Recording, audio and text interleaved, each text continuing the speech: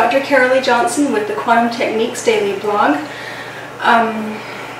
Today I want to show you some of the things that you can do with your diet, because one of the hardest things for a lot of people when they first go through the quantum techniques testing process and find out that their diet is going to need to change, then that's where people start to fall off the wagon, because they feel like that there's just things that they can't give up, or they feel like that they will starve to death if they don't have these certain foods in their diet. My husband was a great big meat and potatoes, corn dogs and hamburger guy until he found out that he had an abdominal tumor, and then he decided that it was worth it to him to change his diet, that his wife and his kids were more important than what he was going to have for dinner. And so he decided to change, and I'm going to show you some of the things that we did for him. And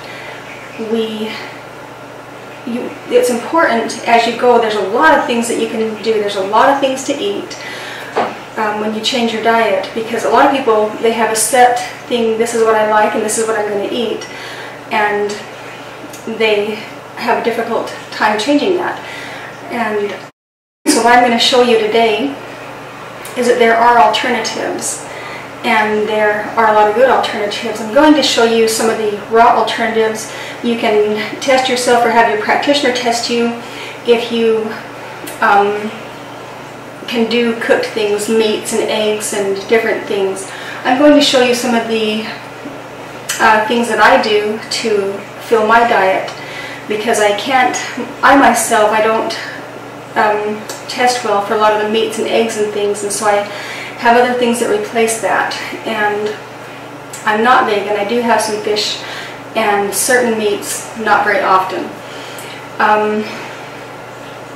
But over the next couple of weeks, I'm going to do a series of videos that show you different things that you can do to add more to your diet and have a healthier diet, and just as long as it tests good for you. And the way you test that food I want to be healthy, that food I want to be sick. And so whatever it is you're testing, you want to focus on that food and then test that way to make sure it's not an energy toxin, and then make sure it's not an intolerance.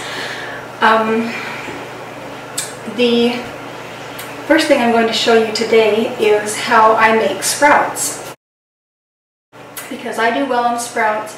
My husband is good on sprouts, and sprouts are easy and they're filling, and they add a lot to any salad. A salad can be a meal if you want it to be. So the first thing that I do is I use a quart jar, because there's a lot of lids on the internet that you can buy off Amazon.com that fit the quart jar, and it makes sprouting really easy. And so if you have a quart jar, then this is your friend. So the type of sprouts, you can make a lot of different kinds of sprouts. I'll make a couple today. I have a couple here that are already sprouting that I'm going to show you.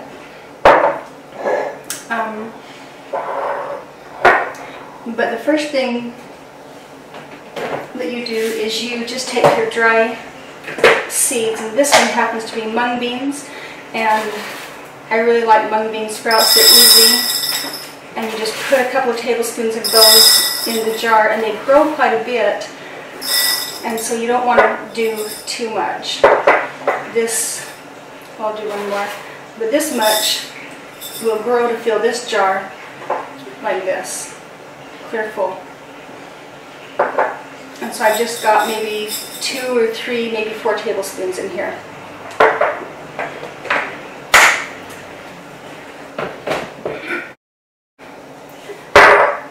The next thing that I do is I take my spring water and I fill that up about halfway, and I'm going to let these soak just like that overnight. Now this is the middle of the day for me right now. I'm going to let these soak clear till morning, and then I'm going to just dump this water through that screen and then I'll just, if the beans have cracked so that you can see the whites of the beans, then they're ready to start sprouting, and you just pour all that water out and then just let those sit. They'll be stuck all over the bottle, and they have enough water in them to sprout. And so I'm just going to leave that like that.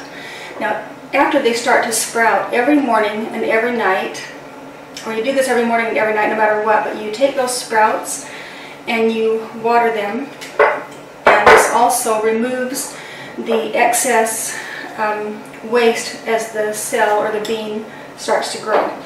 And so I just, I pour water through the screen. You can just take the lid off, whatever's easiest for you.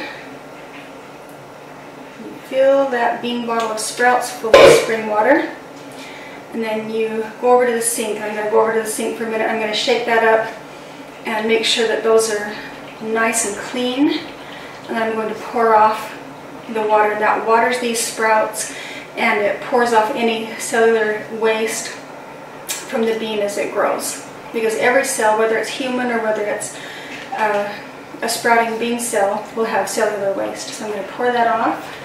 Okay, and after you pour that off, then here you have sprouts. These are pretty tight. These have been growing for a couple of days, and I've watered them every morning and every night. You can add those to stir fry. You can add those to salad. You can just eat them straight. They're really good. So that's all I've got for you today. Have a great day.